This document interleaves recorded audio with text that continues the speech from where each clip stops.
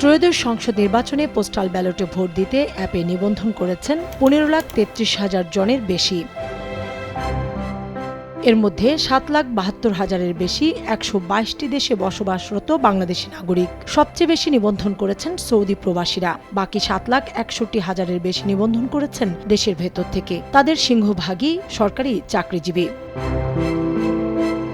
ইসির তথ্য অনুযায়ী 260টি আসনের প্রতিটিতে পোস্টাল ব্যালটে ভোট দিবেন 3,000 জনের বেশি। এর মধ্যে 18টি আসনের প্রতিটিতে নিবন্ধন করেছেন 10,000 জনের বেশি, আর 115টি আসনের প্রতিটিতে ভোট দেবেন 5,000 জনের বেশি। সবচেয়ে বেশি নিবন্ধন করেছেন ফেনী 3 আসনে 16,093 জন।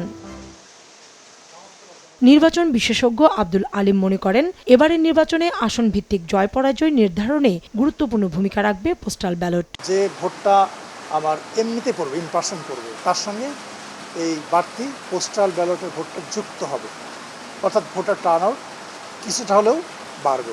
এটা যুক্ত হওয়াতে যেটা হবে যে আপনার এক নম্বর হচ্ছে ভোটের টার্ন আউটটা বাড়বে, হ্যাঁ, দুই হচ্ছে কম্পিটিশনটা বেড়ে যেতে পারে।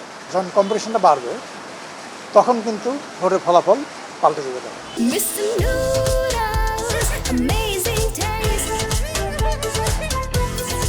আরও বলেন, পোস্টাল ব্যালটের কারণে ভোট পড়ার হার বেড়ে নির্বাচনী ফলাফলের ইতিহাসে বড় পরিবর্তন দেখা যেতে পারে। প্রবাসী ভোটাররা কোনো একটা প্রার্থীর পক্ষে বেশি ভোট দিয়েছে, এটা হতেই পারে। সো তখন কিন্তু যদি অন্য কোনো প্রার্থী জেতার সম্ভাবনা থাকে, তখন কিন্তু তার আবার হেরে যাওয়ার সম্ভাবনা থাকে। 2-3 হাজার না, 5টা-10টা ভোটের ব্যবধানে একজন প্রার্থী হেরে গেছে, তখন এই যে ভোটগুলো বড় ফ্যাক্টর হিসেবে দেখা দেবে। পোস্টাল ব্যালট ভোটে প্রতিদ্বন্দ্বিতা বাড়াবে বলেও মনে করেন তিনি। কাউসারা চৌধুরী কুমু, সময় সংবাদ, ঢাকা।